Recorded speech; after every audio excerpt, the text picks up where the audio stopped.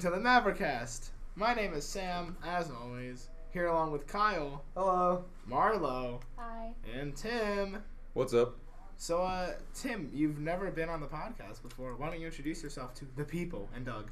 I have not been on the podcast before. My name's Timothy Nerozzi. I'm the managing editor and co-founder of the Pitt Maverick. I'm a senior going into my second semester now, and media and professional communications major with a Japanese minor. Stop with the dancing. It's trying to throw me off beat. Yeah, but no, it's about me. I don't know. If you're interested in ideologically, I guess I'd fall somewhere between Rand Paul and Ted Cruz and Carly Fiorina. Some sort of perfect trifecta. Rand. I can't wait for that audio spike on the clap. Okay. So this is the final Mavericast of 2016. Wowzers. Whoa, episode 9. Yeah, I know. So in the new year, what's your number one New Year's resolution? Aside from like the generic, like I'm gonna go to the gym every day. Yeah, I never say that because I know I'm not gonna do it. Yeah, no. I'm going to try and keep my drinking at least where it is. I don't want it to go up. That's the resolution. That's fair. Also, I would like to write something substantially long, like a novella or something over the next year. Can it be about me? Yeah, probably. It could be erotic fiction. Yeah, I mean, I'm good at that, so I can help. We can make it erotic nonfiction if you're interested. Yeah. This is horrible. How about you, Kyle? My goal is kind of similar to Tim's, to finish some kind of long writing piece. I have a few ideas for a small book, but I don't have the time at the moment to start writing it. Oh, wow, that's so busy, Kyle. Freshman year's rough, huh? just wait until junior year. You think you can't write a book now? Jesus Christ! We grind going on those events of the Pete. Wipe sweat off your forehead. Marlo? I would like to. So far this year, I've kind of been dabbling in other ideologies. I would like to look more into feminist theory. I know it's unbecoming of me, but I do. That's something I want to look more into. And I would like to get more into creative writing because that's something that I've always been very passionate about, but have kind of neglected for journalism. And I would also like to finish at least 15 essays in a huge tome of a book I have called Arguing Conservatism with a crap ton of I own that book as well. Yeah, it's huge, and I want to finish at least a couple dozen essays in there. But several Bibles. You probably have to start with if you're gonna study feminism, probably have to start with the feminist mystique. The feminist mystique. That's right, everyone. I mean, that's the Bible of feminism. I know. Yeah. Yeah, we'll see. Where I end up next. It's semester. a rugged. I'm scared. It's a rugged read. I'm already kind of a radical. Yeah, I've already read it. It's rough.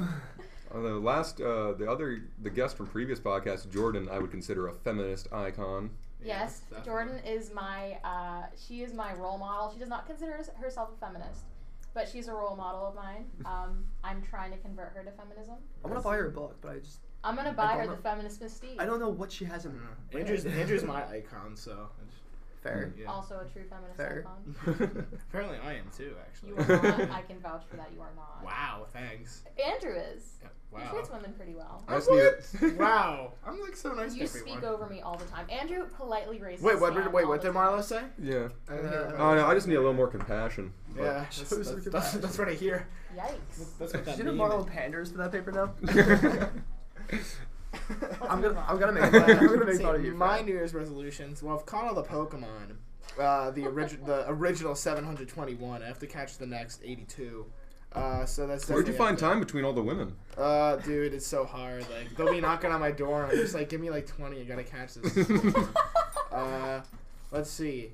Another New Year's resolution: talk to girls. I now have proof that I talked to a girl, so I can show everyone. Oh, is it me? Yeah, Marlo, it's you. Well, you were pointing at me, so I wasn't sure. Well, I mean, there is only one girl in this episode right now. Did you just assume my gender? You just assume my gender? Oh god. I'm a feminist.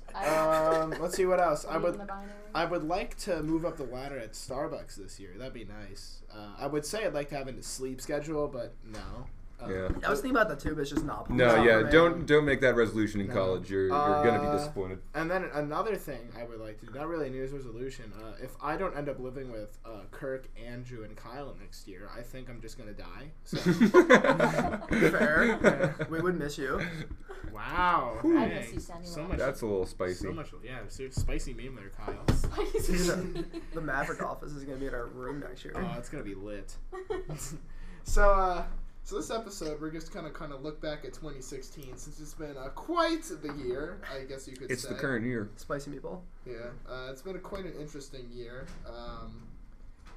So I guess just to start this, for you guys personally, what was your favorite moment of 2016? Aside from me joining everything that you guys are Obviously. Just in general, like not political, just whatever you want. general moment, huh? Anything jump to your mind, Kyle? For me, best personal moment. I mean, that's tough. Oh, week. I was gonna say getting published in the Philadelphia Inquirer, but that was the end of last year. I guess just Whoa. working. Whoa. That's Look out. that's an important moment though. Look I don't out. know. I guess working, like getting hired by like a newspaper as a full-time writer was pretty big for me. Yeah. That happened earlier this year Mhm. for the Bucks County Courier. But I mean that's really it. I don't really have any. I didn't really do anything. Aside Yeah. from start college. I had a similar thing with the Wyoming County Examiner, like probably a similarly sized newspaper. You know, it's pretty sweet reading a newspaper that I read as a kid, but like it has my name in it now. As like, I remember reading the Wyoming County Examiner, looking for my name, and in like the honor roll, and now I read it and look for my name in some little tiny piece that I wrote for them, but it still makes me feel good. Yeah, I mean, it's like that feeling of just seeing yourself in print for the first time is always like a very like heartwarming. Yeah, thing they to started see. me off. They started me off with like the most mundane articles you could think Okay. of, like reporting on. It's they started me off in like the most mundane things possible, like reporting on district township lawn mowing that needs to be done, and it's apparently a big problem in the township. So I had to go and talk to people about that. And then eventually I got to interview like Toomey and stuff. So I don't know. Yeah, It's pretty neat. I started off like when they hired me, I'd already been working for like just like local sports reporting. They only did sports. So they originally hired me as like a sports writer for them, and eventually as like I only worked there for a few months, but after like a month they started letting me do like opinions pieces and op-eds, and that was real like neat to do. Neat. What was your best moment of 2016, Marlo? I guess if we're in the vein of journalism, when I helped write the script for a man on the street type video that I made at Campus Reform with Cabot Phillips, and it got on Drudge, so that was pretty exciting. I wasn't a huge fan of Drudge at the time, but now that he's published you, yeah, now I have to be. Sam? Oh man, favorite moment of 2016. I'm the one that asked the question. Starting a podcast is pretty cool. I was gonna say the podcast is pretty fun. Anything else is pretty cool. I love Leonard Lance. You do love Leonard Lance. Trying to think what else. Like, Is Leonard Lance like now above Chris Christie in your Leonard hierarchy Lance of politicians? is my life, yes. Okay. I'm trying to think like what else. I mean, I had a pretty terrible summer because I worked like every single day between July 5th and August 25th. So it was a pretty exciting time of year for me. Like literally every day I was working either at my internship or at Starbucks. So that was not a good time of the year. Best moment of my year is probably Pokemon Sun and Moon coming out. Jesus Fair. Christ. Because it got me back into being a weeb. So like, I guess Fair. return to your roots. You know what I mean? Like, Fair. so stay true to who you are. Yeah, I also went to Disney World this year. That was pretty nice. Nice. I Yeah, went that was as Star Wars geek. Like I was like everybody else is like 10 years old and I'm like 19. And Oh yeah, because they have the whole Star Wars like Yeah. own like corner, like they have a whole like setup there for Star Wars. Oh, Sam is yeah, currently dude. shaking in his seat. It's so good. That was the best part about it. Yeah. You guys go to Star Wars Land. I was like, Yeah, I Kylo! went once and I was like, holy crap, they spent a lot of money on this. Yeah. It's like, yeah. I guess that's a good segue into the best movie of It 2016. Did episode 7 come out this year? I can't It came remember. out last week. I thought so. December 17th, 2015. I like the movies last year so much more than I like the movies this year. Like Spotlight came out last year, and that was like one of my favorite movies ever. It was a pretty weird year for movies. I feel like it was kind of dominated by the Avengers. I'm telling you, by a Civil War and Batman. Yeah. I am waiting for Scorsese's new movie Silence. Like that. Yeah. Look, the book is fantastic. Like it was one of those books where I went to bed thinking like, all right, I'll read for an hour and then I'll go to bed. At 6 a.m. I'm like, I finished the book, and I'm like, I have class in 4 hours. Yeah. But yeah, it's shot by Scorsese. It's got Andrew Garfield, Adam Driver's in it. Kylo. Yeah, Kylo Ren and Spider-Man are Catholic priests going to Japan when it's like illegal to practice Christianity, and it's like filmed on location. Scorsese obviously directing means it's going to be fantastic, and both of the actors are good. And Liam Neeson, I believe, is also in it. So I'm pumped. I'm already preemptively saying that unless the trailer and hype have all been for nothing, that will probably be my top movie. Too. Yeah, that'll probably be my top pick for 2016. Well, I honestly, I don't watch modern film. Or I don't watch postmodern film unless it's like Cohen. I'm sorry, I'm an elitist when it comes to this. So I can't say I watched anything that came out that was new this year at all. I haven't seen a lot of movies this year, actually. I mean, I saw Deadpool, saw Batman vs. Superman, which I thought was actually pretty good. And then after I watched Batman vs. Superman, I watched a bunch of fan movies of the Justice League. It's really good. It's like a bunch of 35-year-old guys who are they send their kids to school and then they just start making movies. I thought that was pretty exciting. No, I mean, I'm really excited for Rogue One, obviously, because all I do is watch Star Wars all day. I would say Star Wars Episode 3 is my favorite movie of 2016 because I've seen it way too many times this year. So again, fair. Every year, yeah. It's a good Christmas movie. I sit the whole family down, watch some Star Wars Episode 3, and then my mom leaves the room because she doesn't care. What makes Star Wars Episode 3 more Christmassy than every other Star Wars? The lava. Star Wars Christmas special. Fair. Don't get me started on that. It's not canon, Tim. Yeah, I mean, I actually feel like 2016 was really front loaded for movies. I didn't think it was very good for movies at all. I can't tell you one movie that's substantial because there were Marvel movies. But did Hateful Eight come out? Did Hateful Eight come out? It did come out, but it came out summer. I think it was last year. Was that last year or was that this year? I thought it was last year. I don't know. I mean, Leo won an Oscar. I have no idea. I don't know. I feel like it came out this year, which in that case that would be my current pick because Quentin Tarantino's fantastic. I didn't see it when we were looking on the list. That's why I think it came out last year. Yeah, that's true. But no, Hateful Eight is a great movie. I mean, it's kind of weird. I haven't really paid attention to the movies this year. I know sports were pretty interesting this year. I mean, sports were really big this year. It was just March Madness this year was insane. I remember that. Watching baseball, March Madness. Yeah, Cubs won this year. Really took over this year. That was crazy. Especially baseball, which is obviously amazing for me. Yeah. I've been getting more and more into films since I came to college. Before I came to college, movies were just a thing that I go to see to be entertained. Mm-hmm. But I've become more and more in love with the idea of filmmaking. So yeah, my consumption of movies has skyrocketed since sophomore year, and I'm definitely not a film snob yet, but I'm on my way. I've always been it's weird for me. When I was in high school, I was really into film and filmmaking and trying to I mean that's the whole reason why I have Adobe Premiere is because my dad thought I was gonna be a film major, and then I was well, I would like a job, so I decided not to do that. Yeah. But I mean for me personally now, it's more I'm so focused on just that online, I mean, I've always been big on YouTube stuff, so that's always been my thing. Yeah, it's the democratization of filmmaking. Yeah, I mean, I feel like I definitely can't pay attention to a 2-hour-long movie without taking my phone out, unless it's Star Wars, because literally I'll go and watch a movie, I'm okay, that's good, I'm 10 minutes in, let's go check Snapchat here. Oh look, I've got 20 got people answering. I got you. Very popular guy now, you know what I mean? Yeah. I don't watch films that much anymore because I don't especially in college, you don't have time to just sit down and watch a 3-hour movie.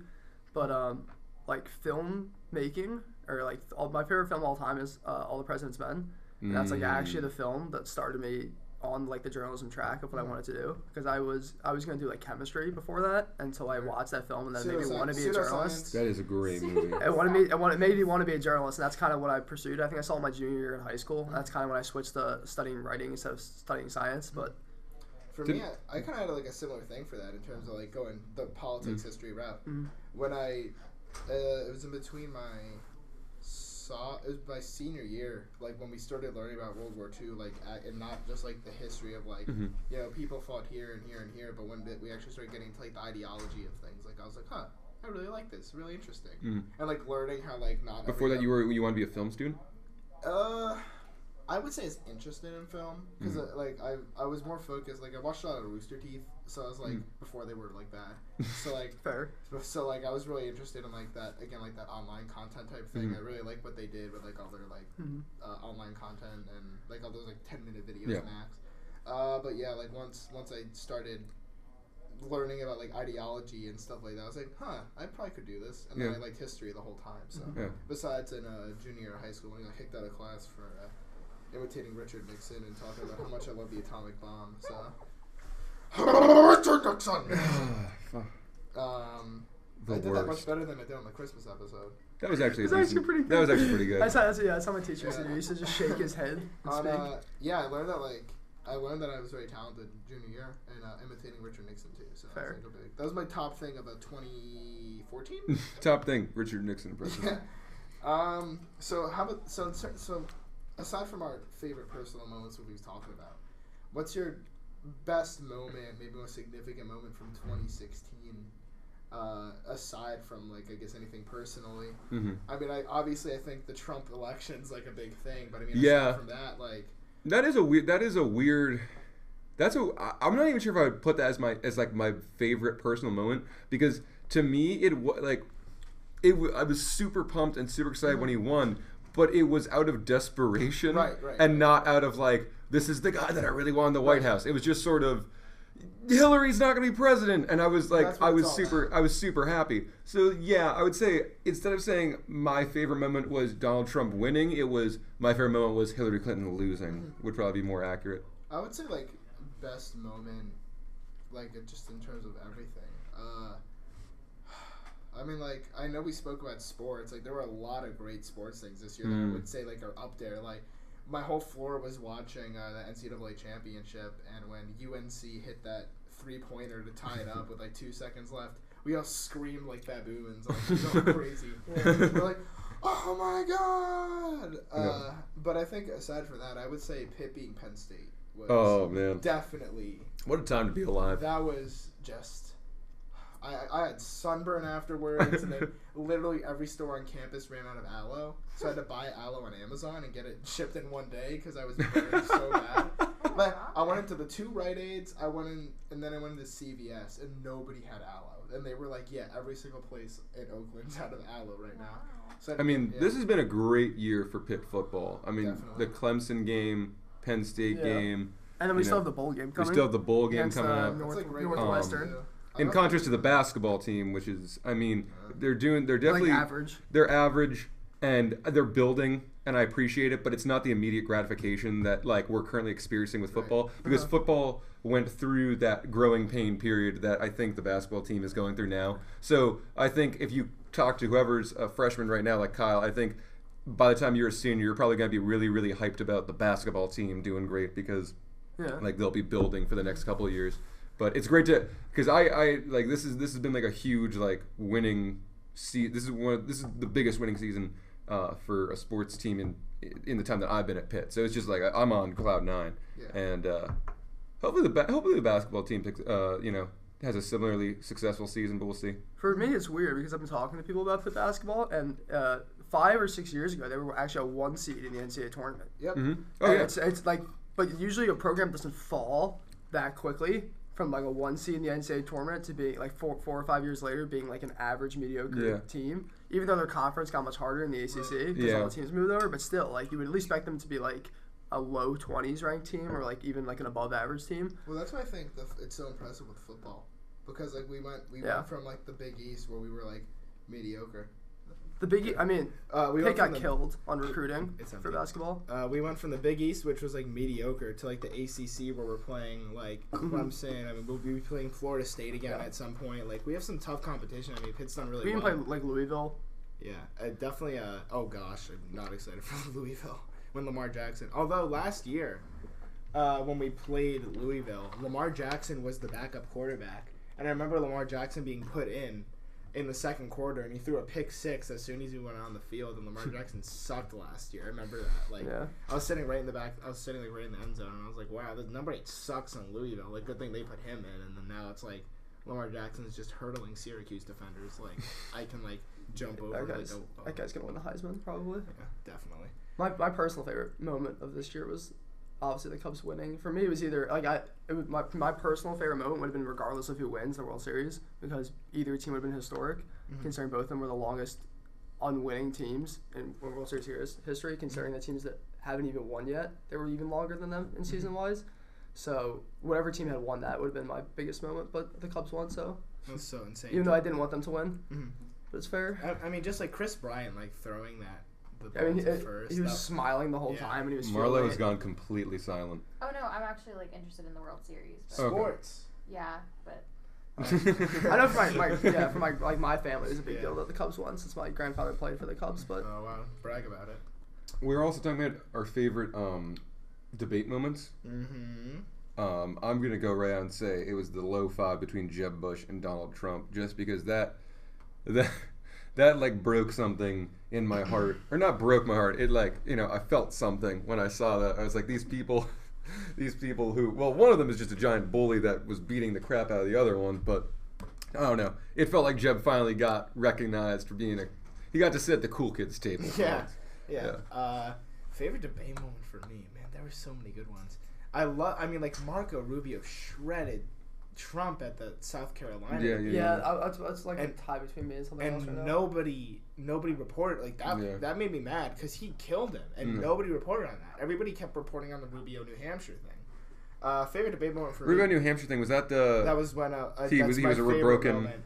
Was he like a robot? When Chris Christie suplexed Marco Rubio through 5 tables at the same time. That was the greatest moment. Let's dispel this fiction. That was the greatest moment in New Jersey history. Aside from the fact when we found out in New Jersey that we have no money to pay for the roads or the schools. Good, you don't need roads. Yeah, right. Yeah, boo, right? Roads. I think that comes up every single episode. Happened yesterday on the Christmas episode. Could be like your Baba Booey or whatever, whoever the Baba Booey. Yeah, exactly. Yeah. Also, that no SNL, roads. The SNL skit with Chrissy was good too, where he goes, like, "Can I do a series of fear-mongering statements, please?" He goes, "Yes, Governor Christie. ISIS is driving your kids' buses off of cliffs. 1 out of every 3 babies is already ISIS." Who was playing Chris Christie? It was Bobby Moynihan. Okay. Dude, yeah. Chris Christie though does have like a really funny presence on like late night television. Like I think he came on. Great personality. I think he came on Jimmy Kimmel and he just pulled a donut out of his shirt pocket and was eating it there. And Jimmy's like, "What are you doing there?" He's like, "Oh, just having a snack." And that's why I think I mean, I really like him. Like, I think he's like a good politician. I know that Kyle disagrees with me a lot, but he's a really bad politician. Stop it! I like him. I want to work for him. I tolerate him. I used to be a lot more in love with him than I am now. I think he's a likable guy. I just think he's an awful politician. He's a likable guy. I mean, like the thing about him in New Jersey is like, he's tried to do so many things in New Jersey that like nobody he's like been a big advocate of school choice, and like he can't. But the problem is like we can't get school choice passed because there's no money. It's true. Because like we've got our property in New Jersey stinks right now. There's been so much devaluation on just like property that was like. It's just the zoning laws. The second someone goes in there and gets rid of the zoning laws, the crazy zoning laws New Jersey has, it's gonna get way better. And then in terms of just like, I mean, trying to think like the pensions he inherited, where now there's no money to pay for that. Yeah, New Jersey's a crap hole. It's wow, thanks. Marlo, what's your favorite moment from the debates? I know it was like really like Tumblr core. Oh boy. Can I swear on this? We'll bleep it. I'll bleep you. Okay, but Editor-in-Chief being bleeped. Whenever they asked Hillary and Trump to say what their favorite things were about each other, and it was so painful to watch because Hillary was like trying to muster something up at the last minute, and she couldn't say something nice about him. She had to direct it to his children, which was really funny. What did she say? Like he raised good children? Yeah. You can judge someone by their children. Yeah. Or something like that. It's like something, I also liked, like Chelsea. What else? Bad Hombres was a. Oh, we got some bad I hombres. have a video of us reacting to that. and it's like, hombres. there's a lot of bad hombres. We're like, oh! That was a good one. That was just ridiculous. I have two tied. I have in the primaries when little Marco made fun of Trump's hands for being too tiny. Yeah. There's nothing wrong down And then when Trump said cause you'd be in jail. Oh yeah, no. I What have was a it? video of that too. What was the? Why were you recording us watching the debate? She was like, It's Snapchat. Hillary said something about like Just good saved thing it. Trump's not in charge of like the Oh, criminal yeah. justice That system, was- and he was that goes, the cause third you'd be in debate? jail. Oh Was man. the third one? I think it was the second one. I don't know. Okay. It was remember one that. of the 3 debates, and then Stay focused. Oldie movie. the little Marco Stop. when Marco made fun of Trump's hands for being too tiny, it was really funny for me. That screw with Trump. I think it's still. I mean, it is still screwing with him. Like he's still. I feel like sensitive about his damn hands. Oh yeah, it's absolutely.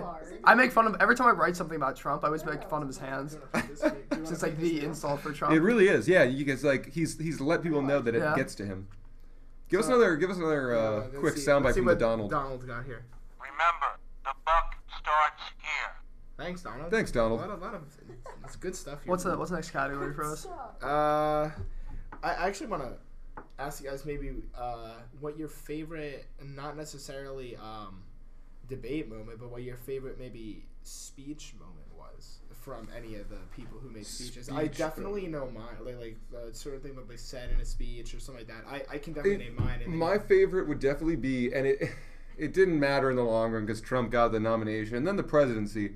But when Ted Cruz selected Carly Fiorina as his vice presidential running mate, she and him were being interviewed by the Daily Mail, and Trump had just said something stupid or outrageous or something, and they asked them what they thought of it, and Carly immediately was like, no, like halfway through the question she goes, stop, I don't care, why are you all dancing to Trump's tune? He's dictating what you're writing about, blah blah blah. And like the reporter didn't even know what to say, and I just thought that was like a great instance of Carly finally sticking up for herself and Ted and every other Republican nominee and just saying to the media, like, why the hell are you even reporting on this? I would say my favorite moment, I think Trump made 2 really good speeches at the end. I think it was the end of July. It was right after Bannon and Kellyanne were hired. First, I know I've spoken about this before, was the Detroit speech, where he goes to Detroit and he talks about how Democrat policy just Oh right, yeah. Fair. The crime. I wasn't happy about like the whole anti-free trade part, obviously, but because that's what he starts it with. Yeah. He starts every speech with anti-free the bad trade. deal, the bad deals. Yeah. But definitely, like, I mean, that whole speech was just so great. Where he goes, look, like, and when he says, "What do you have to lose?" Like, and then you can tell when Obama says, like, he says, "What do we have to lose? We have everything to lose." Yeah. Oh, that Obama. But there's something palpable. There was like a humanizing moment when he said that. Like, Yeah. what do you have to lose? That was and like so he said great. it very. He said it very. He said it, like, Emotionally. Yeah, he said it, like calm, and he was like very sincere And about I it. think that was the moment where I was like, if he does this, which he didn't end up doing, but this is the guy that like Republicans need. Like people like that, or just any speech like that, where they're gonna go into these Democrat strongholds What about need? and be like, well, because that was brave. Well, yeah, I'm not. What he did was very correct, but if he did it with like actual Republican policies, it would be good. Yeah, it probably would have been better to be honest. But I mean, just. But like, no, I get what you're the saying. idea Yeah. of like a Republican like having the stones to Oh, go yeah. to Detroit. Someone and like be- Ted Cruz would never have done that. Right, and I mean, I know Rand Paul's done some things like that, but you don't like him. But I mean, Oh, like Rand just, Paul, but yeah. just like having like the Stones to go into Detroit and be like, you guys are being cheated, and like look at what's going on, like, I mean, what And the not heck? even promising something, but saying literally, I think I have a solution. What do you have to lose? Yeah. You're already losing so much already. And, And I mean, that is like that's a poignant observation for him to have Right. made. My favorite speech moment this year was actually it's like a pretty niche one. Mine was Underground. Jason Chaffetz's address to Congress about the Iran deal. I love That was a Chaffetz. brilliant. What do you say? What give me a snippet? I mean, his whole premise of the Iran deal was that he just like took the person the Obama administration hired to be like the PR person specifically for the Iran deal. I forget his name, but when they actually subpoenaed him to come to the House Oversight Committee, the Obama administration used like executive privilege to block him from being subpoenaed to come to so he never testified in front of the House Oversight Committee, and then Jason Chaffetz just gave this brilliant speech in Congress about the Iran deal and how it was failing. This was a really great year for some Republicans in the Congress. I mean, like there were a lot of superstars that really came out. I mean, Chaffetz. There's so many. We're getting the band back Gowdy. together. There's a good like 30 or 40 Republicans that are really good in the Congress. And this is what we needed. Even if Trump is not our ideal candidate, even if I would rather see anyone else from our side, it does at least the dirt that he's kicked up and the storm that's brewing around him is giving Republicans a chance to shine, become celebrity status like opinion leaders, and kind of rally and form a more cohesive conservative pack. And hopefully moving forward when Donald's out of office, we'll still keep that pack and that tight-knit group and move forward more effectively. There's like 20-minute montages of just Trey Gowdy suplexing like these people through tables, like the Loretta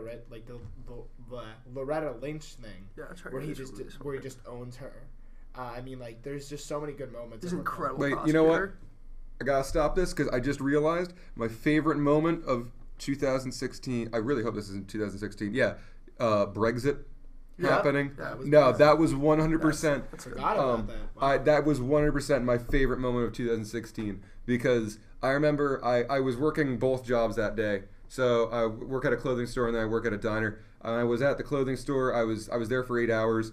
I got to work and the polls were starting to come in and everyone was speculating. Oh yeah, well they're definitely not going to leave, or if they leave they're going to be idiots, whatever. I checked back in towards the end of my shift and it's like Nigel has said like I give up, like we're not like, or he called it. He was basically like it looks like Remain's going to edge it and we're not going to be leaving the European Union. So then I go to my other job and I'm there for another 5 hours. I get out of work and I don't even bother to go. I just if Nigel gives in, he gives in. But I'm walking out and Facebook is blowing up with people just like armchair politicians talking about it, and all of a sudden I'm like, no way. I pull up and every news like front page was just Brexit. I drove home. I was singing every song that came on, windows down on the highway, just Brexit, just speeding. I was like, this is the greatest. It's not even my own country, but I was just so happy. Well, I know. I know Andrew that's what Andrew is talking about a lot. Like that, like Trump's our Brexit. And then that happened too. Nobody thought it was gonna happen. I mean, I know he wrote a column on that where just 2016 has been such a good year for the right. Yeah. I mean, even though we're not too happy about Trump, I think it's a big middle if finger. you consider like libertarianism, like a de facto right, then yeah, it's been pretty good for the right. It's more so a bad year for the establishment, not so Definitely. much a good year for the right. I think it's been decent. Year I think for it's the right. It's been a big middle finger to the left, though. I'll tell you Yeah. that. Yeah, it's been a huge middle I'd finger. say it's been Globalism! I'd say it's been an average to slightly below average year for the Republicans, and the worst year of the Democrats' lives. Even the Democratic number 2 is not even coming back to their own party. Yeah. Like, it's been that bad for the Democrats. Marlo, do you have a favorite speech moment this year? Well, when Glenn Beck said, so I know I loved Ted Cruz. Whenever Glenn Beck said, no, this absolutely brought me to tears. When he said that once Cruz started calculating, this was after Cruz had endorsed Trump, and he said, I it's my fault for thinking someone could be like George Washington. And once he started calculating, Glenn Beck said, he kind of lost. I mean, he's always been kind of a loon, but that's whenever he kind of, hands off everything at that point. He was all on board for Cruz. I think it was really just a very somber and, it was just pretty much the state of affairs for your traditional conservative, for your National Review conservative. Glenn Beck's kind of, nut graph, if I will, of 2016 of this election for people like that. But yeah, it was my favorite in that it was no one else has said it quite like he did. Yeah. What is an M dash? An M dash. I can do this if you want. Yeah. An em dash is the most flexible punctuation mark in the English language. It can be used for commas, parentheses, and colons. It's used in MLA format, AP format, and Chicago. no, it's not used in Chicago. Well, then why'd you Stupid. Why'd you tell me to use an em dash? Because you can use it in Chicago, but you don't have to because you can use the paper I semicolons. handed in last night that you edited until we put em dashes and I handed in with the Yeah. em dashes. And Chicago. You can- Underrated format. It is so It's my good. favorite format. It's I just the don't know it best. as well as the others. It's the best, believe me. I have to study it more. Best format for papers of 2016, definitely Chicago. Chicago Chicago. format. It was a yeah. good year for I've Chicago gotten format in the very essays. good grades on Chicago format papers. I like Because I hate MLA. Like footnotes are just so much better. Yeah, than it makes citations. word count so much better. It's like, how much more fluff do I have to add? I I'm doing really There's good. been a lot more books published with Chicago format recently. just learned APA style citing. That It's is awful. weird. It's awful. That is so Yeah. the entire address. If you get it from a website, the entire address is just in the citation. It's so strange. Yeah. It's really bad. All right, well that's irrelevant. Nerd moment of the year. Us talking about different styles of writing for papers. Yeah. That was my favorite nerd moment. Best podcast. Stuff you should know. Thanks, Tim. Wow. Not this time. I guess screw me, right? I would feel a little. I would feel I'm a doing little like pompous. an unbiased. I'd feel a little pompous declaring a podcast that I am like directly involved with the production of to be the greatest. So, stuff you should know if you guys have never heard of that. Yeah, that's a good podcast. It's a great podcast. It's just two dudes that pick a topic, they read up really heavily on it for a week. They come to the studio and they tell the audience all about it. I would say Ben Shapiro or Andrew Clavin. I found those this year. I first started watching Ben Shapiro podcast. He is like I guess like Glenn Beck, where he's one of those people that sticks to principle 100% of the time. Yeah. He is our Buckley, and there is no Vidal to his Buckley. He's so great. And then Clavin, For me, I think I like Clavin's more than I like Shapiro's this year. he's so just. I've never watched Clavin. He's so funny. I don't even know, but it's not even that. He's just such a great like philosophical thinker. When Clavin gets going about religion, it's brilliant. Really? It's really Was brilliant. he Christian? He was ethnically Jewish and he converted to Christianity. Oh yeah. Ben's talked about his book before. It's the like book his that we're book. reading for the podcast Yeah. right after. I have a copy of Oh, it wow. if you want to read it. Yeah, absolutely. It's We're gonna be talking some of the about it. reviews on his book are actually like people saying you've converted me to religion because of the book. Jeez. Like his book is probably one of the best theological like books Of the modern. of modern age. Well, it's good that Marlo and I are both Eastern Orthodox because Marlo can tell me where the Greek Orthodox Church in Pittsburgh is. So I can tell you where that is. Where is it? It's on up. Forbes. Yeah, it's near Craft. It's near Craft Street. Okay, because I know that No. Troy. What? No, Fight, you're talking about the fight. Syrian Orthodox Church. No, I'm talking about Greek Orthodox. Yeah, the Greek Orthodox one is on Forbes. It's by Craig Street. Everybody, all the St. listeners, Nicholas. all the listeners and Doug, come find me there when I go there, and I'll be hanging out with Troy Polamalu. He's Greek Orthodox, you know? Yeah. Sam's gonna be signing laptops at the Greek Orthodox Church on Forbes. I thought he stuck. Yeah. My favorite podcast this year Baklava. was all probably. the 2 Pitt Maverickast. I have groupies. I have like 3 podcasts. If you think you have two groupies, I'm gonna say you're sorely mistaken. I was being generous. Wow. I See you guys later. I have like 3 podcasts that are tied for my favorite. Clavin's I really liked this year. This was the first year I started listening to him and actually started reading some of his stuff, and I really like him as a conservative thinker. Mark Levin's podcast I liked a lot this year. His podcast got a lot better recently, and Michelle Malkin does a really nice podcast too. Michelle Malkin is so underrated. I really like Michelle Malkin. I once again I started listening to her this year and reading some of her stuff this year a lot more than I used to in the past. Good She's year really for smart. memes too this year, by the way. I just want to say thank you to Frank for memeing up everything in life. Yeah, shout out to Frank. Yeah, he. And Mark Levin and Michelle Malkin are doing.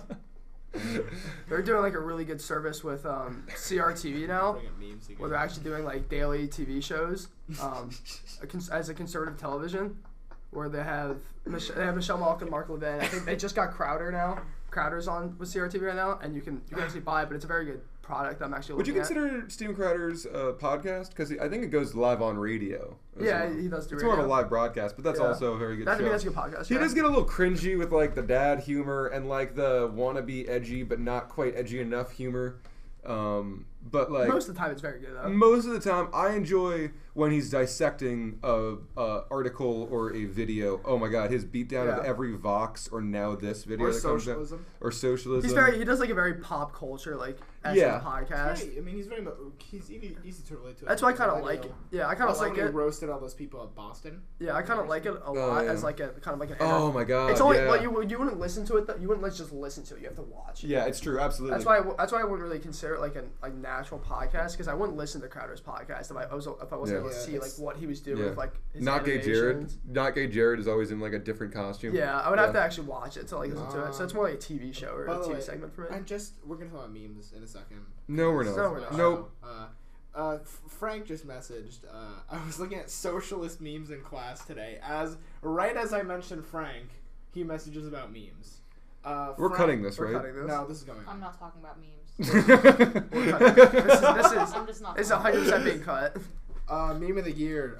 No, we're Boo not. Roads. Alright, can we go back? No, thanks. Okay, yeah, be serious. All right, Marlo, start off with what's your favorite podcast? I Sure. love Levin and Michelle Malkin, but I mean, I've been listening to this law school podcast, which is really. I don't recommend anyone listen to it. I'm just a huge nerd, but I really recommend actually anything Michelle Malkin produces. She's absolutely brilliant. She writes for National Review sometimes, but yeah, Levin, definitely. What? And the Mavericast, of course. Guys, we're gonna win a podcast. I am surprised at how listenable this podcast was. Wow, thanks. No, like seriously, like come on, like Generally picked up a genuinely. lot of views like very quickly that I didn't expect us to get that fast. Yeah, like and just like listening to it when it's just you guys on here because obviously it's my first time, but like listening to it is surprisingly listenable to. I thought it would just be like basically listening into an average conversation full of a bunch of dumb jokes and. Fair. But no, it's actually a podcast with a bunch of dumb jokes. That's actually Yeah. funny to listen to. So congratulations on Do we have that. another category? Actually, I do want to say my podcast knowledge comes from. I have to give credit. Accepting this award from Tim. Thank you. No problem. The from, Academy. Rooster Teeth and Internet Box. Those Okay. are like. They're not political at all. They're just Yeah. stupid junk. But that Yeah. was Yeah. kind of like where I learned, like, oh, like this is how you talk in a podcast. Kind of exacerbate your personality. If anybody doesn't know, I'm actually a very quiet person. So Rooster Teeth is No. like a it's skit company. Yeah, but they're terrible now. They're all a bunch of SJWs. So Yeah, that's I don't true. read them. Rip. Favorite book you read this year? Marlo. Oh my god. Yeah, I don't know. I've read a lot of books this year. I'm trying to think of my favorite one. Honestly, I don't have a favorite book. I have a favorite. Actually,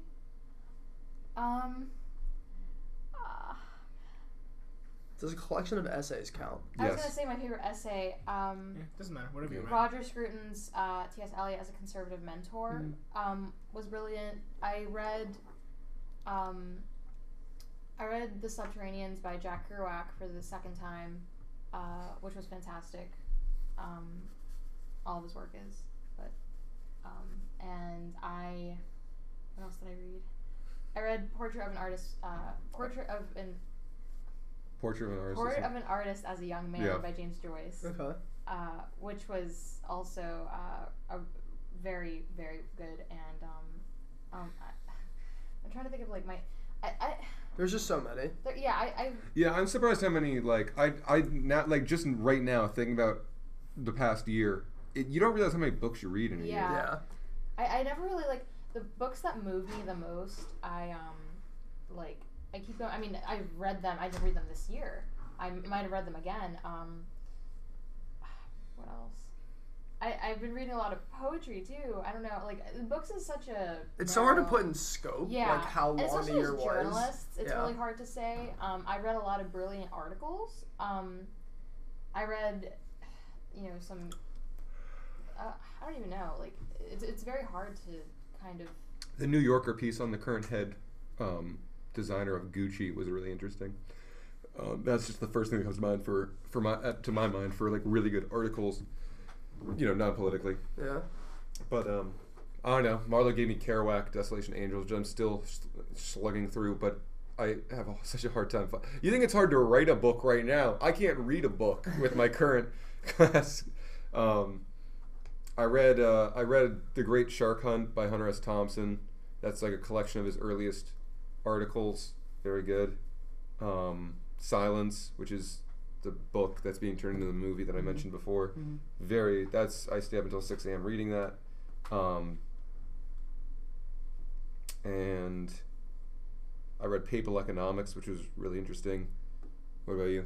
You're reading God of Man at Yale right now. I'm reading God of Man at Yale, Yeah. which I would pick if I had finished it, but I want to pick it since I'm like halfway through it. It could go complete crap in the second half. You know. I doubt it. But It's almost like how they ended that movie. Lincoln. my favorite book, probably my favorite book that I read this year was Thomas Sowell's Wealth, Poverty, and Politics. Ooh. That's probably my favorite book that I read this year. Thomas up Sowell, there Daddy. would probably be, I don't even know. I'm not even sure. I read Bastiat's The Law. That's right. Okay. I had read Hayek and I've read de Tocqueville, but I had never read Bastiat before. And The Law was a quick read, but it was like he actually like threw L's at Robespierre and other philosophers in it. It was fantastic. Like it was very engaging. Throwing L's. Like it was really good. And I recommend like any conservative or anyone in general read it. It was very succinct, short, and just quick read, very engaging. Since I read a lot of constitutional law books. Wow, we are such nerds. Another book that I read this year that was really good, even though it's not my favorite because it's somewhat left leaning because the guy who wrote it is somewhat left leaning.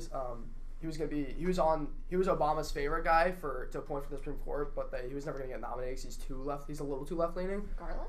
Lawrence Tribe. Oh. He was before Garland. Okay. He even put him in. He didn't even nominate him because he knew it wasn't gonna get pushed. Yeah. Lawrence Tribe, he's a law professor at Harvard. He's a really brilliant man, but he's like center left on the court. He wrote a book about the Roberts Court and and he dissects his opinion on every single case and why he thinks the Roberts Court came to decisions on certain cases. It's called Uncertain Justice, and it's a really fascinating book to look at what actually a potential Supreme Court justice thinks about each one of these cases, and he's kind of writing his own majority opinion on each case, and it's really fascinating to read. I actually ended up reading a lot of books before college last year. I did discover audiobooks. I did read actual books, but I listened to Righteous Indignation, which is such a good book. Good. Yeah, Righteous Indignation is it's an essential really for anybody. It's an easy read. It's not academic. It's all about like it's almost like a self-help book for conservatives. It's almost like a podcast. Like it really it's a very easy read. It fits his personality like beautifully. Liberal Fascism was great. I have a copy of it. I haven't started yet. I just have to finish The Caroline. Road to Serfdom. Yeah. Awesome. book. I read Hillary's America. That was pretty good. I have a Shout out to Dinesh D'Souza. on the podcast. Yeah. I have a book that I haven't really gotten into yet. That's an audiobook. It's called Hitler. It's a brand new Hitler biography, not autobiography, biography by Volker Ulrich. It was written in German, I think. It's really, really fascinating. I'm only like an hour and a half in, and it's just like I don't even know like how this guy bases it off. All of the things that they did, I think, at Nuremberg when they were interviewing like everybody that ever right, Hitler. right. He bases it off, and then he compares that to what Hitler writes in Mein Kampf, at least at the part of that. And just so interesting to see like this guy it's just such an interesting study into Hitler's life, even just like the early stuff, not even during the war or during his rule, just to see like how his character forms. Like, obviously we all know what happens later, but I'm really excited to listen to the rest of it. Audiobooks are very underrated because I've listened to audiobooks a lot when I'm doing work, but I can't actually read the books I'm doing work, so I just listen to it in the background, and that's how I've read some books, but I like the physical value of having a book. Yeah. So I'd like to be able to put like a book on the books do bookshelf and be able to see it there, and know that I've read here's like the proof that I read a book, here's the actual book kind of thing. See, I can't get into like even podcasts. I can't get into or except for yours, Sam. Thank you. And, Don't lie to the or kid. audiobooks. I just I like the physical feel of having a book. I like knowing that I can go back to it if I need it. And I write a lot of margin notes, but also I mean, it might just be my ADHD, but I cannot sit there and have someone read to me. Yeah. Like, See, I will fall asleep. I'm the opposite, because, like, for me, I always feel like I have to do something, like, with my hands. So, like, when I'll be playing a video game or anything, like, I don't listen to sound when I play video games, even if it's, like, a game that has a story. Yeah, so you just listen to an audio So book. I just listen to an audio, or even if I'm, like, just lying down, like before bed, I'll set a timer, like, end in 30 minutes, because I know after that I'll fall asleep. Like, it's just so. I mean, I like podcasts, and I like listen. Like, I'm much better at listening to things and learning, which is why I like in lectures, and I hate when another door slam. Which is why in like lectures I hate when professors will just like, they don't do this here, but in high school they do it. When like they'll just point to the board and say blah blah blah blah blah. Like, Yeah, and they write everything on the board. Right, And it's just go, it's almost. I love like being engaged with people speaking, and like that's what audiobooks are like to me. And definitely like Righteous Indignation, listening to that. I feel like Who narrates it? Who narrates it? It's just it's not anybody significant. Like it's not Breitbart himself. Let me tell you, like, because you're hitting on something there with. I think I completely agree, but it has to be the right kind of book for an audiobook. I can't listen to Atlas Shrugged on audiobook. Arno's doing that. I can't listen. I can't listen to God and Men at Yale as an audiobook. I need to listen to a fast-paced, personal account that is snappy, short, but like entertainment based. I listen to Gavin McInnes's How to Piss in Public on audiobook, and it's him reading that book, and it's his autobiography. That was I mean, it gets raunchy at times because he's like, he's a raunchy dude, but just sitting there, I was at a quiet office job, and I was just sitting at a computer, and a bunch of office ladies would be walking around me all day, and I would have to stifle my laughter because I didn't want to explain that I was listening to a book called How to Piss in Public, but it was so funny. It covered his time all the way from when he was like a middle schooler until he founded Vice and onward, and as a journalist for the Montreal Voice and stuff like that. It was so interesting and so funny, and it was only because it was in his voice and he knew how he wanted that to come across. I will say, I really did want to read Starship Troopers again. I know we spoke about this on the last episode. I really do want to read that again because I know it's probably the book where people don't really think of it as a good political fiction book. But I put it up there with 1984 and A Brave New World, just in the theory, I guess, that's in that book. It's probably the best opposition to natural rights that I've ever read, and it's in this like science fiction book. I do want to read more Heinlein though. I think he's a really underrated American author. He really, when he's writing, he's writing during the Korean War and then into the 60s. But yeah, I do want to read Stranger in a Strange Land. It's apparently one of his best books, and I think that's one of the really. I love Heinlein. He's my favorite author. So. I know something me and Andrew are trying to do for next year at least is we're in the process of attempting to construct like a conservative library for us at school.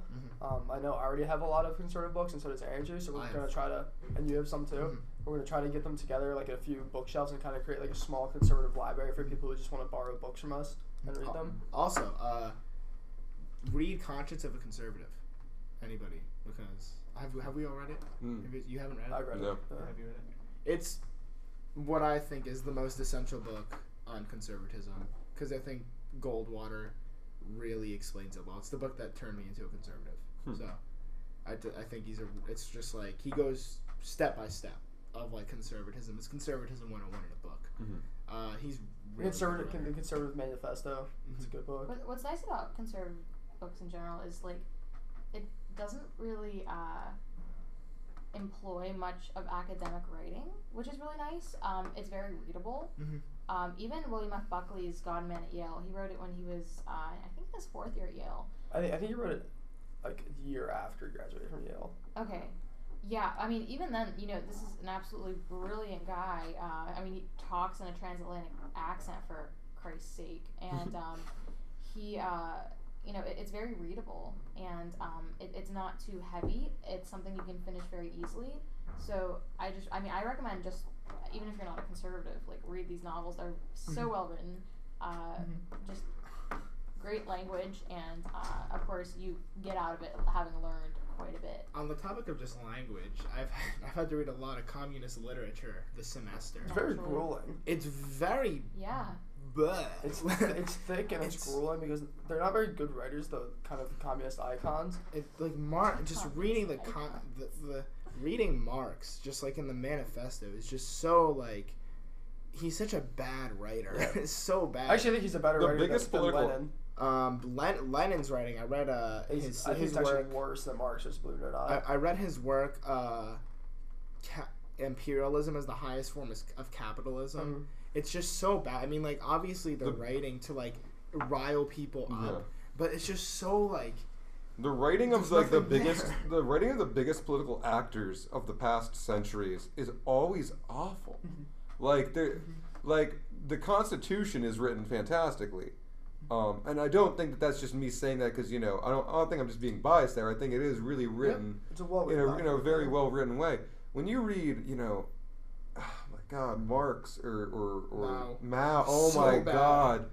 Mao is you're beating your head against a wall. I had to read so much. Well, Marx. Mao's is bad, but it's also translated, so. That's true. It's true, but it's That's still true. bad. It's like, probably bad even in Yeah. the original language, but when you translate it, it typically doesn't get better. Yeah.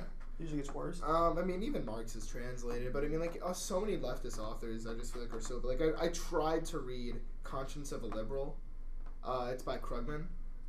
So, I could not get past the first chapter. Krugman, yeah. I really like. It's like I think it's his like response to *Conscience of a Conservative*. It came out in 2006, I think. So it's before Obama was even president. if you want to read if you want to read like classic liberalism like literature, you have to go back to like the 60s and the 50s and kind of read in the early 1900s to read like real classic liberalism.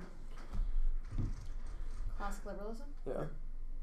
Like there's a lot of books I do want to read this year though, like this coming year, because like in the summer, that's when I do the bulk of my reading because I'm not reading for school. And there's also no good like satire out right now. You have to go way back to find good satire, like early 1900s, 1800s, to find like actual good, long written satire pieces. I am hopeful for our American Lit class that we actually do read like good literature and not like some I biased hope. like I'm gonna Chomsky. add drop.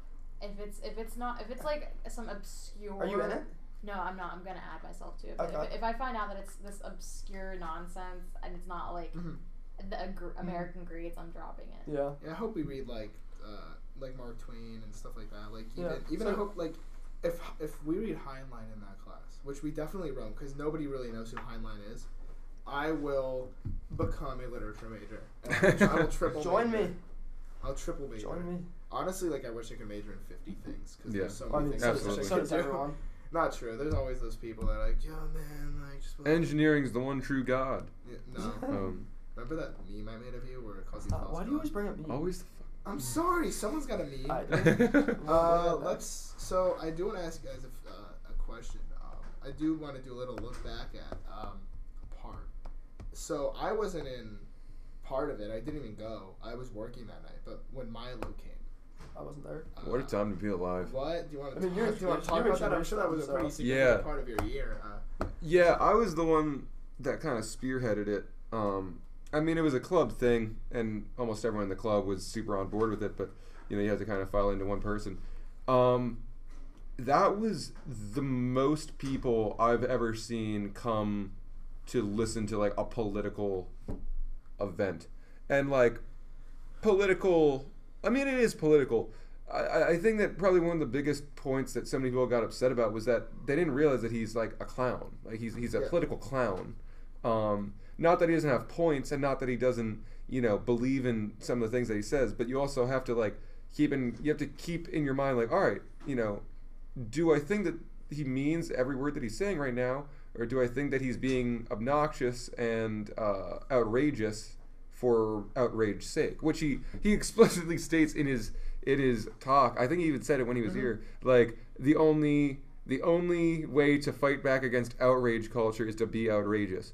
So, it was something. I hanging out with him was probably the best part. Hanging out with him before and afterwards, because it's not a character that what he puts on stage. Like he really is that primped and polished and fussy.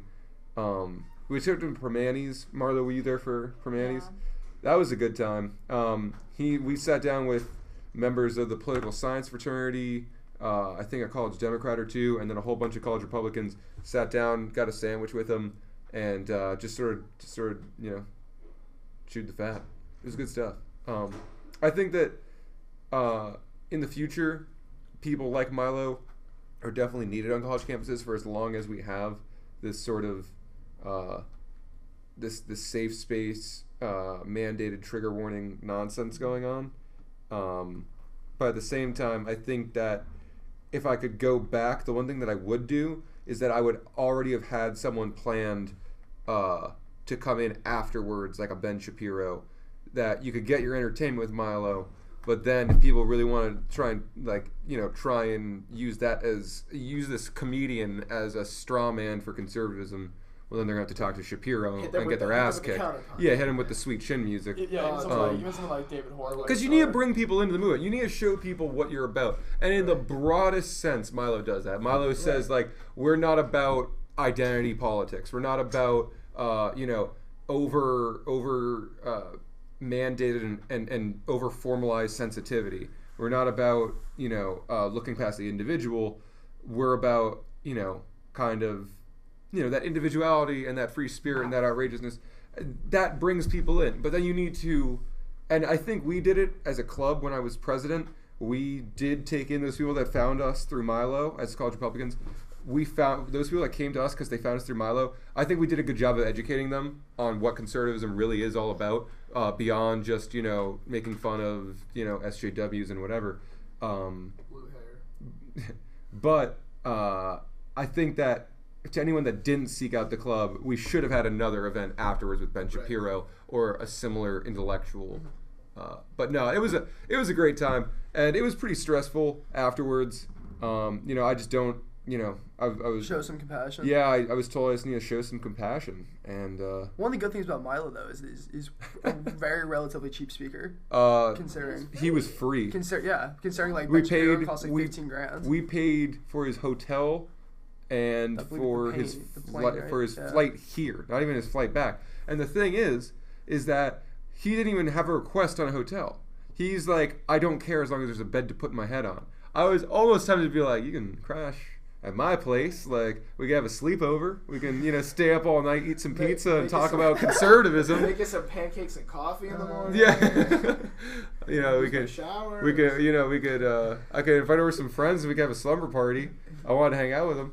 But, no, it was like, he was a chill dude. He was really, really fun to hang out with. And I wish that the people that stood up and started screaming and, tearing off their shirts or whatever they were doing, what the protesters that got up in front. I saw the video. I watched it online. It was a good time. I was working that night. I was so mad. My friend tried to get me to, former friend tried to get me to go. And I was so upset because I wanted to be there for it. I was still in high school. I was just. I just remember going back to my dorm afterwards, and he was like, "You won't believe what happened," and I was like, "Whoa!" But I had never heard of Milo. Yeah. And that Milo being here got me into Shapiro and really brought me into that whole conservative news side of the thing that I never heard of. And I think it's worth mentioning that people assume that there's bad blood between the college Republicans and the different groups that were protesting. I mean, I know I personally talked with the campus women's organization afterwards, and I talked with the Black Action Society. Black Action Society actually invited me and Arno to their Get Out the Vote meeting where they were just talking about different candidates and, an African American perspective on each candidate. And, there was no bad blood. I mean, we talked about Milo and certain people from, again, there was no, I don't think, I don't think that it's fair to just assume that if people disagree suddenly they're enemies. We had a really good discussion with both those groups separately. At least I did. And we did find a lot of middle ground. And I think that it was a net gain. As much as people like to paint it as this this divisive thing that happened, I think that it finally showed people that we're here. And I don't know, entertaining, and it ended up causing some good discussions, at least that I took part in. I mean, I know that we spoke about this on the last episode, just when people disagree with you. I know you were on that, Marlo. Or it's just I know that I don't really do this. I know that, but there's this whole culture of hating people who disagree with you. Yeah. I think that, Class warfare. right, I mean, like, looking at the Trump table, just back at that, Yeah. looking back at when Trump won and people were protesting on campus, it's like, I mean, like, it's your prerogative to not like someone. But, like, don't treat me like I'm the worst person on earth. But the thing is that, like, I'm not sure about you guys, but I see myself sometimes almost falling into that trope, and I actively try and fight against it. Right. Yeah. After Trump was elected, some, like, left club, I forget what it was, on campus did, like, a free hugs thing outside of Kathy. Yeah, and I I know remember who that did a lot of conservatives' first reaction was like, oh, look at these people, they're pretending like, you need a hug because you lost. But, I was walking past and I was carrying a pizza, like, just to go and eat in Kathy while I studied. I was like, you know what? Like, these guys are out doing a good thing. I don't know why I would look down on them for that. They weren't like, only a hug if you're a liberal. It was just like, come up and give us a hug. And so I brought up and I gave them all pizza, and like they were very receptive. Except for the one. Except for the one guy, Yeah. that one girl, whatever, that tried to punch me. But that was not part of the hug group. That was someone that was apparently just like part of some radical, I don't know, whatever. But not a big concern. But yeah, I don't know. It's I mean, the only thing that I will always have a talk with someone that says like I completely disagree with everything you're saying, even if it gets to the point where they're saying like I think that what you believe in is inherently bad, like not just like poor policy but bad. Like evil. The only thing that stops me is when someone tells me that they try and put me in ist or an ism, try and tell me how I'm thinking and try and peg me and put me into a box. I mean, and there were clubs that did that for the college Republicans, and and they still do it, and they still do it for any conservative on campus. And at that point, like, there's just not going to be any discussion. Like, after Marlo came, the fourth wave on campus published an article saying that like I was compassionless and didn't care about anyone, and ism, whatever. And now fourth wave in CR has great relations. This is not true.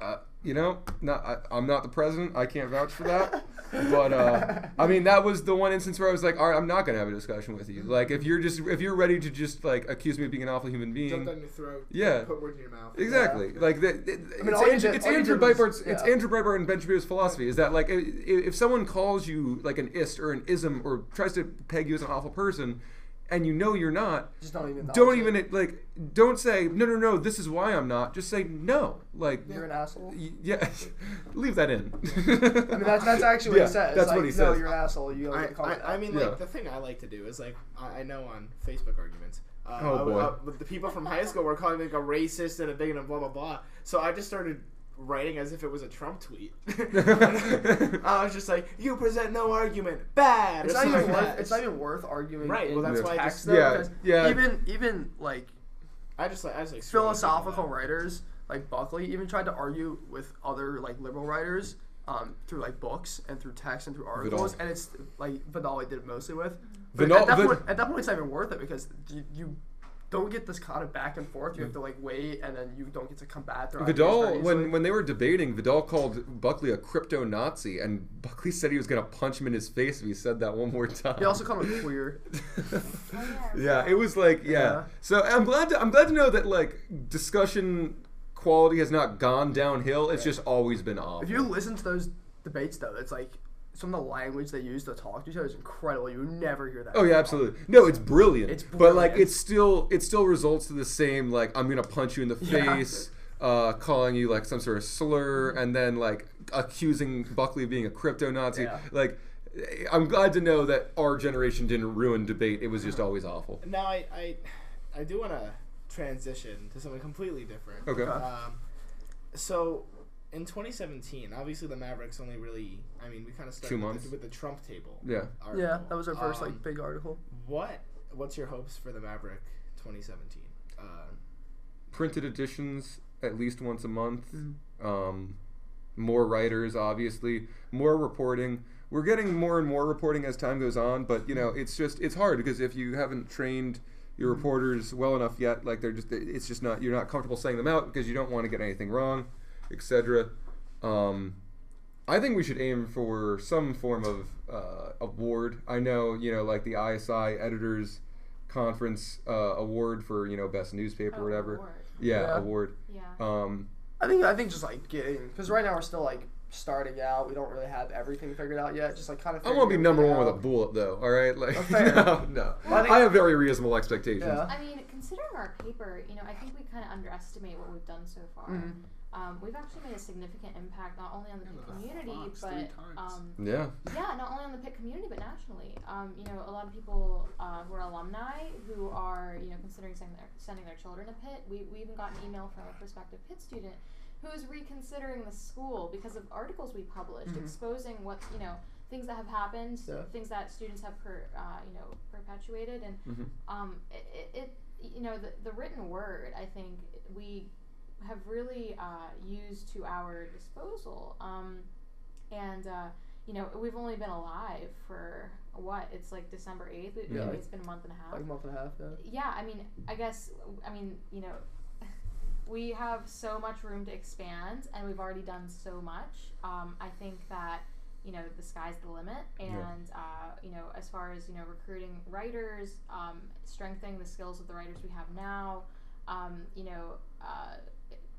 reaching more Pitt students, I think, is our main goal, and also having a national presence. We'd like to also of course mobilize and encourage students at other schools who are nearby. We've already had some people from other schools apply to write for us and stuff like that. People who don't have that conservative platform on their campus. Who, as Pitt students, we definitely want them to have what we didn't have a year ago. So just generally continuing to make an impact, continuing to breed conservative journalists with what we have now. And then send them out into the real world once they graduate with the skills that we've helped craft. I think the printed editions is gonna be the biggest thing for us. That's gonna be big. Yeah. Once we get the printed editions, and if it looks nice, with like the art we want to do and stuff like that, Absolutely. it's amazing. I think that's gonna be the best way for us to expand. I think next semester you're gonna see a whole rollout of changes. I think you're gonna see a lot more polish. You're going to see a more comprehensive and more well-planned graphic end to it, and you're going to see a lot more structured graphic, and you're going to see a lot more structured and comprehensive reporting. I think those are the big things that you can look forward to. I think there'll be a lot more content overall next semester. In terms of content, So we kind of started when we started pushing content like a month ago. It's kind of not really a great time. Like the semester's winding down. A lot of people either have big term papers coming in, or they're studying for finals or getting ready for finals. So we've been having content, I guess at this rate, almost every other day. We've been trying to post at least one thing. I think next semester you'll see, at least for like the first half of next semester, you'll see a lot more content getting pushed, because we'll probably have a lot.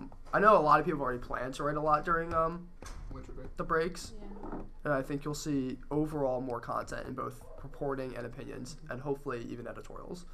I would, just in terms of like audio stuff. I'd love to, if the podcast is slightly more popular. I'd be down to do another episode a week. It's not that hard to edit an episode unless you gotta bleep Yorgi every now and then. It's We've had a few Pitt students even reach out to us and either thank us for what we're doing, and we've had one kid apply now. So if we can continue to do that, or just random kids we've never even met before want to apply to work for us and write for us, our population of our workers is going to increase, our content will increase, and hopefully our reach in the school will increase. We've already had the Pitt News, the newspaper that us three work for, and they've already acknowledged us as an actual publication. Yeah, they follow us. Absolutely. Like me and Tim went to a interview with someone who works there. It was, not for the paper, but yeah, they follow us. They follow everything we do.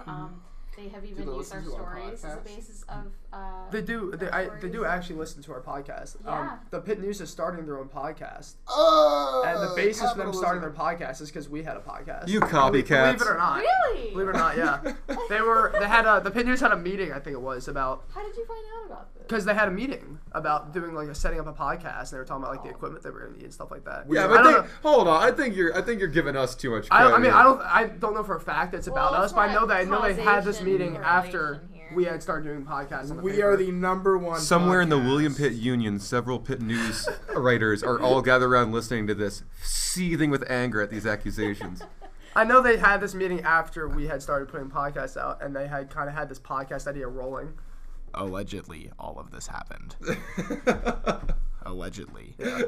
Also, allegedly, Ray Lewis killed a man. He did. Allegedly. He did. That's my favorite word. O.J. Simpson I think- killed his wife, yes. Allegedly. No, he did. I think one thing moving forward that we do want to establish, though, is that we do not want to be boxed into the corner of being an advocacy paper, because we have been asked, like, are you an advocacy paper?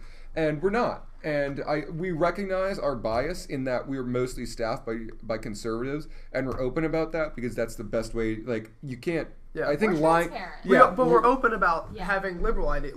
Lying about the fact that we were founded by conservatives would only hurt our credibility. But I think that it's important to look at our reporting on any given situation and realize that we try our best, and I think we succeed very well in being as as objective as possible. We don't throw even on events like the crafts thing that we just did recently, we don't throw a conservative twist. Yeah, on I the was saying events. we could have turned that into small businesses are the root of the economy. This is free market business stuff. No, Yeah. we just this crafting. It was a cool craft. Yeah, Look people at should this. go to it. Modern art sneer. But It's also, just- yeah. we're very, transparent about being conservative. I mean, even when you type in National Review on a Google search, it says conservative news. Whenever you type in campus reform, it says conservative news. We, When you type in New Yorker, it says liberal magazine. whenever but when you type up New York Times, there is no such. That's because disclaimer. they're supposed to be non-partisan. We're coming after you, the New York Times. Give us 1 year. Can we go after the Washington Post? They're much worse than the New York Times. Yeah, Washington exactly. Post. But We'll there's go no after disclaimer WAPO. there. Nothing has made me. There's no transparency. There's no. Our podcast is gonna beat all of this. Nothing has made me sadder than thinking about how the fact the Washington Post had Woodward and Bernstein, and Yeah. this year they ran an article called "Is Your Dog's Halloween Yeah. Costume Sexist?" The only time I I was read like, the, "What happened?" The only time I've read the Washington Post, I think 5 times this year, cover page I cover only to read cover. it for Krauthammer and Will. And George Will, yeah. And Ben Shapiro put 1 article in the Yeah. Washington Post. But that those 5 times, I think I read it. Krauthammer's 2 and George Will's was 2, and then Ben Shapiro's 1. And that was the only time I actually read the Washington Post page to page. I do go to the Washington Post more often than not. I don't know. Uh-huh. I mean, I read the New York Times. I read the Washington the New York Post. Times has been stepping their game up as far as trying to be Honestly, as nonpartisan I as think possible. the It was a New York wake up Times is call. much better They've than gotten the much better Washington Times. post-election. The Washington They've been Post, much better. Yeah. I mean, they had that whole letter that they sent. Exactly. I think they They finally owned acknowledge up. their bias, and Yeah. I give them a lot of credit for I mean, that. it shot their own party in the foot. Like being biased didn't help them; it only hurt them. But yeah, I think there's a lot to look forward to. I think it's hard to say what our range potential is until we actually get It's a true. printed edition. I mean, we've already done things that I would have only dreamt of having done after we established our presence. Number 1 goal for next year is obviously to make Kirk famous, though. I think that Yeah, of course. Get the word out. Hashtag. Yeah. But make Kirk I'm famous. very excited to actually have printed copies of this because I think Yeah. it can be show my very mom. memorable. I'm telling you actually guys, to have a printed Guys, conservative when magazine. I'm on governor of this New campus. Jersey, you guys will be like, wow, I knew that guy. I'm telling you guys, this is gonna be my legacy. I'm gonna be like the next Dinesh D'Souza and Dartmouth Review, You're just gonna like, you're gonna make films. yeah. Hey, You're gonna get arrested for a Campaign finance charge. just- Yes. The campaign finance charge. check yes to all of the above. Awesome. 10 grand. But yeah, I'm hoping that in 10 to 20 years I'll be able to hey, I started that. Here's $10,000. Yeah. Pocket. I want this. I want this paper. I want this paper to last long enough to the point where I can go back and be like, yeah, that was something that I was a part of, Yeah. and I helped start. I hope that Sam Jr. Have me in and as all a the other speaker. kids. In 10 Sam years, yeah. Jr. I hope that Sam Jr. and all my other 30 kids, when they come to Pitt. One thing that was fascinating that another Standard person, Greek a person family. that Steve, who works for us, said that his sister's school wanted us to come speak to their Yeah. school in the Yo. journalism class because we'd started a newspaper on campus. They And that's shouldn't let me like- speak. But that means people actually think of us as an Yeah. actual newspaper at this point in time, which is incredible for only a month and a half. And Definitely. Actually publishing. Yeah, I thought we'd have to fight a lot harder for credibility. Yeah. I think it's just generally an anomaly to see a conservative newspaper on college campuses. There's And do not this many well. of us. Yeah, exactly. I mean, it's not hard for us to do well. I mean, because there's so few of us. These major news outlets know exactly where to go to get their news because there's so few of us reporting on things that are usually missed or overlooked. But yeah, I mean, right now, I think I'm really excited to see where we will be on October 26th of 2017. I think something that Tim said is important. We won't be recording in Hillman Library. I expected a lot more pushback from like the Pitt News or actual media Yeah, I expected organizations about credibility. They're like, oh, these people, like, why even cover this? Like, it's just a random publication made by a few kids. Sad. I think it just started because we had the video on the first couple of our things, and we had the email on our article about the school social work. So and I Fox think and Friends. I think we've forced people to take us seriously because we've outwardly shown that we're doing active research and reporting, and we're not just we're not pulling we're not some armchair political journal where we're just making broad sweeping. Yeah, we're just college kids throwing their opinions and on the a wall. Yeah, exactly. Yeah, we're not a bunch of college kids trying to tell you how you should feel about affordable health care. We're a bunch of college kids that are actively going out, learning things about our university, getting the proof, showing it, and reporting it concisely and well written. And the implications of our work are far too vast, and the weight of the things we've exposed is just, you can't ignore it. And with they have no choice but to look at us as a legitimate organization, because we have not only donors have threatened to pull their funds from the school because of things we've exposed. Parents have the threatened to pull their kids. Yeah, their kids. Like this is extreme stuff.